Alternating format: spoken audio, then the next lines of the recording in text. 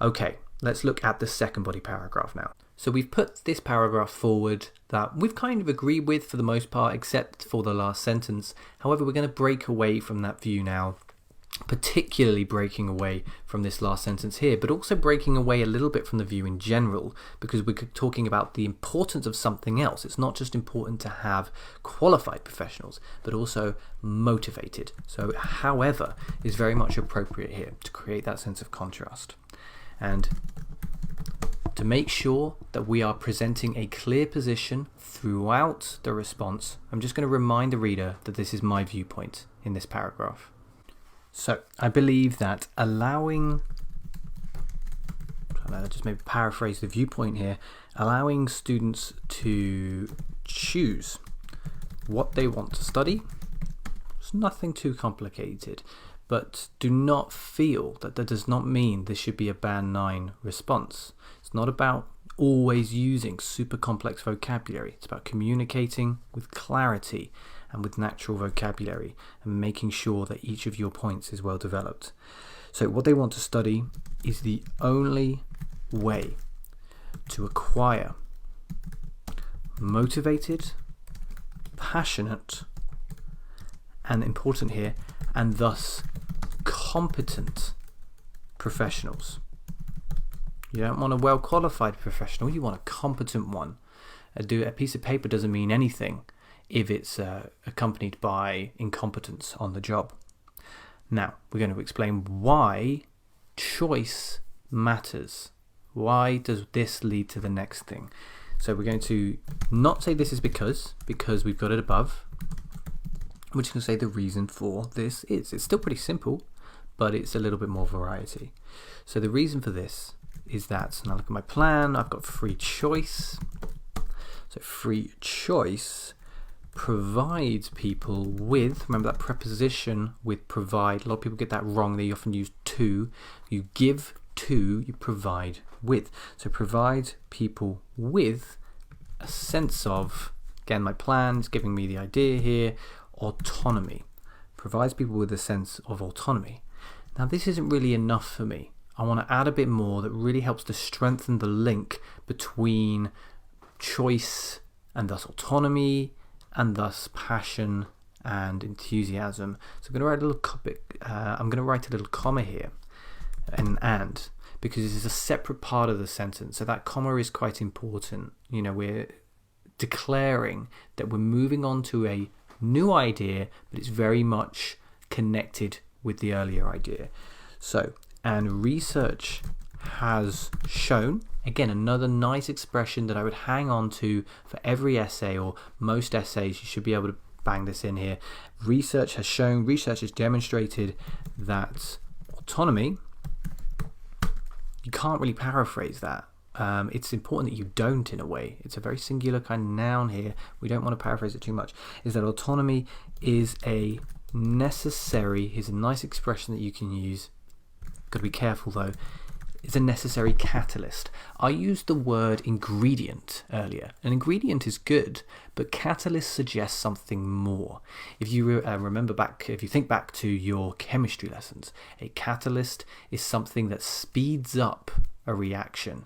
So you add it to speed something up, to make something happen. So autonomy is necessary to speed up or to make happen this enthusiasm, so this drive, as I said earlier. So we'll write both of those in. That autonomy is a necessary catalyst for drive and enthusiasm. Now the sentence is long enough, we've shown off our vocabulary, good sentence. Moving on to the next sentence, we're looking at a result. So we don't have to overthink the cohesive device. We have an R as a result, consequently as a consequence, all good, usually as a result for when we're dealing with a more positive sentence, as a consequence for a more negative sentence.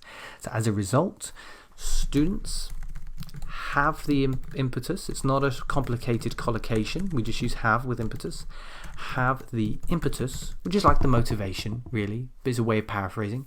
Have the impetus to master their subject rather than merely aim for good enough.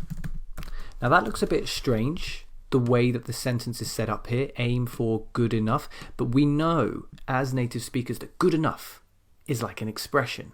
So it almost works like a noun. So we can leave that there as is. So as a result, students have the impetus to master their subject rather than merely aim for good enough. Now merely, kind of like only. It suggests that we could do more. Okay, now we have another alternative result sentence. We could use in contrast, but I'm going to use conversely, same thing, conversely, and again another conditional. If universities, and I'm basically going to do the opposite of what I've done here. Here we looked at what happens, the negative consequence of this idea.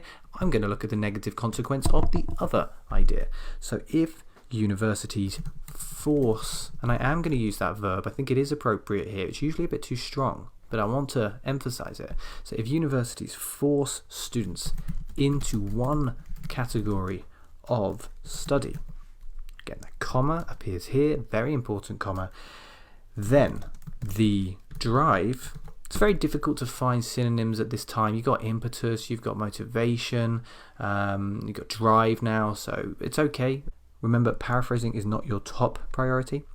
The drive for, now what is the noun of master?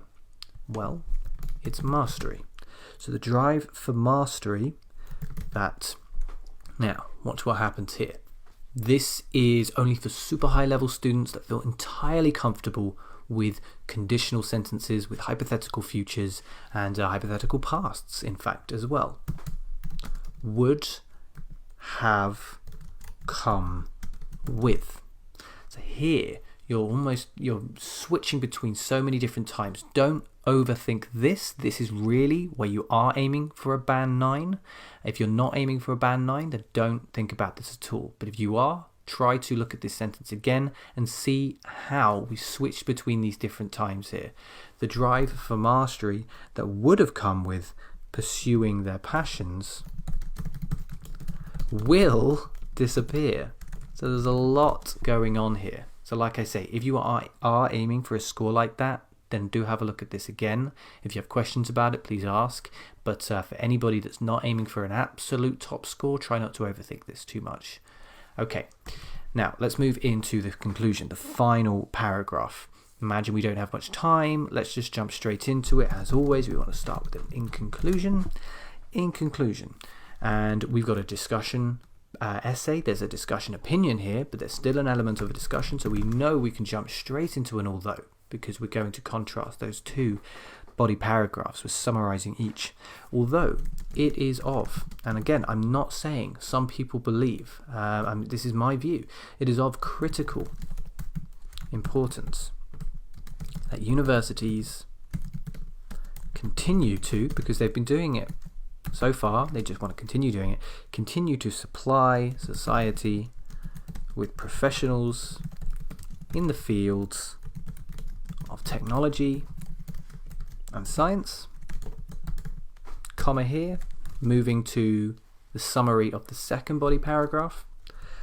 I feel that it should be the student's choice to do so, as in to supply society with themselves. It should be the student choosing to work for society in this way. Okay? Not okay. Hopefully you're saying not okay. We have a summary of the argument of the first body paragraph, because we're saying that it's important that we provide society with this. That's why they should only be allowed to study subjects like this. But we haven't summarized the argument of the second body paragraph. So this is like a band 8.5 conclusion in a way. It's just not quite there to a band 9 level. So we're going to add a tiny bit more and then we'll be finished. So I feel that it should be the student's choice to do so on the basis that, for the reason that, same thing. So on the basis that this will give them the motivation to become competent workers. Or actually, I've written competent up here, so I'm actually going to say the motivation to excel in their work. another one as well. Okay, that's much better. Now we hit that band 9 mark. So what I want you to take away from this essay today is the structure of a discussion opinion essay, where we start the body paragraphs with the side that we disagree with, and then in the second body paragraph we move to the side that we agree with. And remembering that that does not mean that you have to present the first body paragraph from a different person's point of view. It can be your own point of view as well, like it was today. But just remember that if you want to distance yourself from the argument that you're putting forward, you need to use language that makes that very clear. Language like "the argument goes that," or something similar to that. Okay, so keep those two things in mind, and we will start closing up here. If you have any questions about this essay, as always, please do get in touch. Either way, I hope you found this one useful, and I will see you in the next essay.